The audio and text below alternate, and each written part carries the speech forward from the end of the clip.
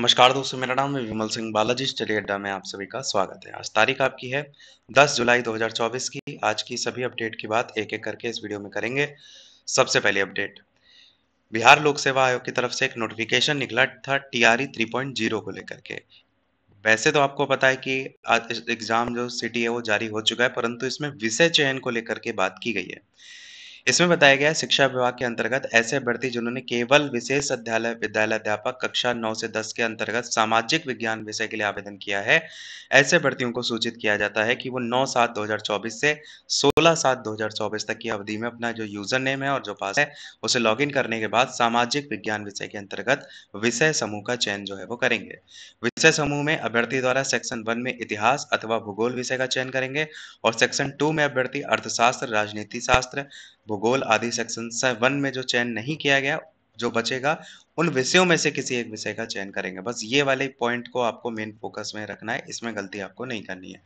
साथ ही उपयुक्त से संबंधित ऐसे अभ्यर्थी जिनके द्वारा पहले ही ई-एडमिट कार्ड डाउनलोड कर लिया गया है, वे विषय समूह का चयन करने के उपरांत पुनः ई-एडमिट कार्ड डाउनलोड कर परीक्षा केंद्र ले जाना सुनिश्चित करेंगे एवं ओएमआर में चयनित जो विषय समूह है उसके अनुसार ही उत्तर देना सुनिश्चित करेंगे। तो ये केवल किन के लिए है? जो यहाँ पर हेडलाइन लिखी थी ना, विशेष विद्यालय अध्यापक कक्षा 9 से 10 के अंतर्गत सामाजिक ज्ञान के लिए। ये नोटिफिकेशन कल 9/7/2024 को जारी हुआ था। अब एक नोटिफिकेशन और जो कि बहुत ज़्यादा कल कमेंट में देखने को मिल रहा था कि विज्ञापन संख्या 22/2024 में जो टीआरई 3 है, उसके कुछ ऐसे अभ्यर्थी हैं जिनके द्वारा ऑनलाइन आवेदन में अपलोड किए गए फोटो और हस्ताक्षर का इमेज क्लियर नहीं है, अस्पष्ट है, अपठनीय है, रिक्त है, तीनों चीज़ें हैं।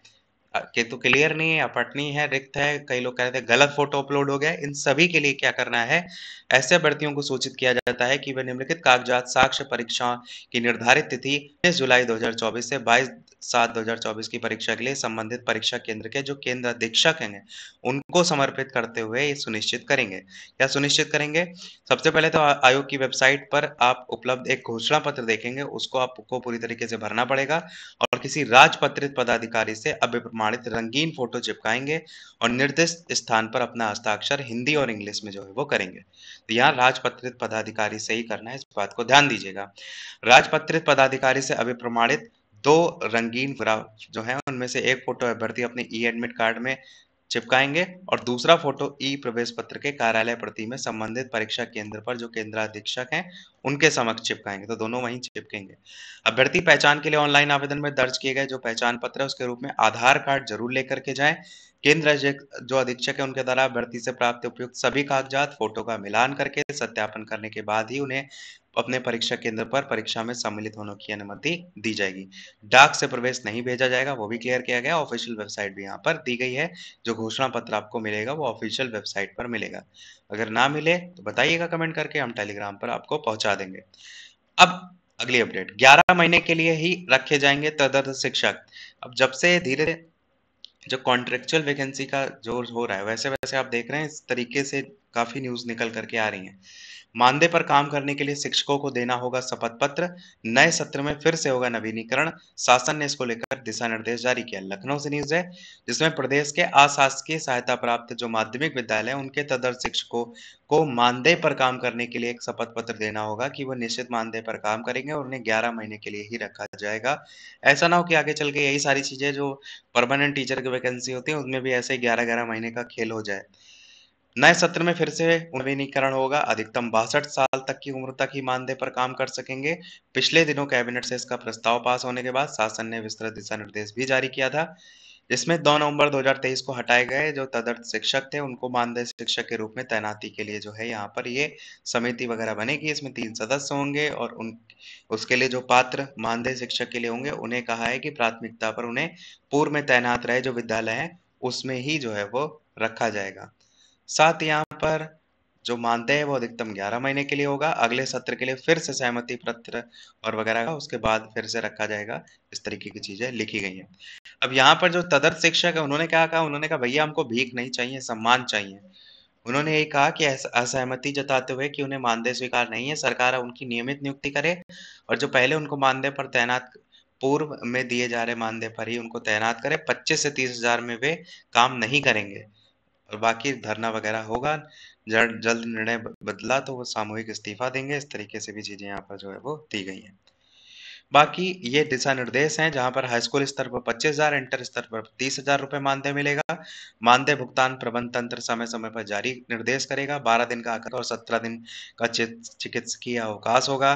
निर्धारित अवकाश के अलावा काम न करने पर मानदेय कटेगा भी। आकस्मिक मृत्यु होने पर मृतक आश्रित को कोई सेवा लाभ नहीं मिलेगा। मानदेय भुगतान के आधार पर स्थायी नियुक्ति या नियमितीकरण भी नहीं होगा।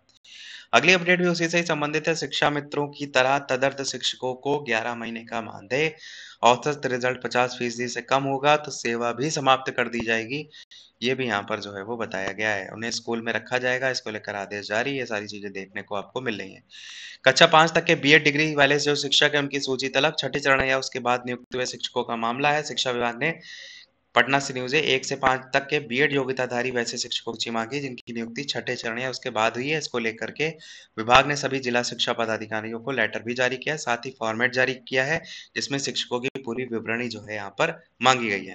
न्यायालय ने कहा था कि कक्षा 1 से 5 तक में शिक्षक की योग्यता डीएलएड है, उसके बाद ही ये मामला जो है वो उठा था। आउटसोर्स नौकरियों में कोटे की तैयारी को भी लेकर के बात की जा रही है। आरक्षण लागू करवाने को लेकर के बात यहाँ पर की जा रही है। उसी को लेकर के यहाँ पर बताया गया है कि मुख्यमंत्री के निर्देश पर हम लोग हरियाणा में लागू हुए आउटसोर्सिंग के आरक्षण के मॉडल को अध्ययन कर रहे हैं। अगले 1 सप्ताह में काफ़ी चीज़ें स्पष्ट हो जाएँगी। लखनऊ से न्यूज़ है।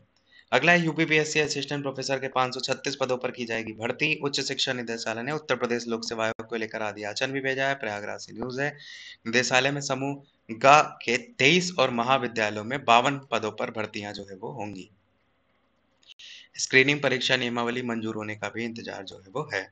शिक्षकों को मंजूर नहीं ऑनलाइन हाजिरी, यहाँ पर जो लगातार उसका विरोध हो रहा है उसी को लेकर के बताया भी गया है और इसी को लेकर यहाँ काली पट्टी बांध करके जो है वो शिक्षण कार्य करने को लेकर के भी बताया गया था और ना जो बताया गया कारण ना सड़क चलता है ना पब्लिक ट्रांसपोर्ट, ये सारे कारण भी यहाँ पर बताए गए हैं। अगला है अनारक्षित पद पर आरक्षित वर्ग की अभ्यर्थी का आवेदन वैध। प्रयागराज से न्यूज़ है जिसमें बताया गया है इलाहाबाद हाई कोर्ट ने कहा है कि अनारक्षित पद पर अगर आरक्षित वर्ग के अभ्यर्थी को आवेदन करने का अधिकार है, इसकी नियुक्ति इस आधार पर निरस्त नहीं की जा सकती कि पद सामान्य वर्ग के लिए आरक्षित है। कोर्ट ने प्रयागराज के ग्राम लौंद खुर्द ब्लॉक शंकरगढ़ बारा में आरती सिंह पटेल को सहायक अकाउंटेंट कम डाटा एंट्री ऑपरेटर के पद पर काम नियुक्ति के लिए 1 महीने 10 दिन काम करने के बाद 5 जनवरी 2022 को जिला पंचायत राज अधिकारी प्रयागराज के द्वारा नियुक्ति निरस्त करने का आदेश जारी किया गया था। उसी के खिलाफ ये फैसला जो है वो सुनाया है। परेशान करने को नहीं कर सकते मुकदमा। 3 करोड़ फ्लैट ये मतलब नहीं, मेन वही बात लिखी कि अनारक्षित पद पर आरक्षित वर्ग के अभ्यर्थियों का जो आवेदन है वो वैध है। 3 ट्रांसजेंडर और 450 महिलाएं बनेंगी दरोगा। परिणाम जारी कर दिया गया। दरोगा भर्ती में परीक्षा में पटना से जो है वो न्यूज़ है 1275 अभ्यर्थी सफल हुए हैं। लाडली ने पहली एआई सुंदरी का ताज जीता। मोरक्को की एआई मॉडल ने दुनिया भर में 1500 प्रतिद्वंदी जो है उनको पछाड़ करके खिताब जो है वो जीता है।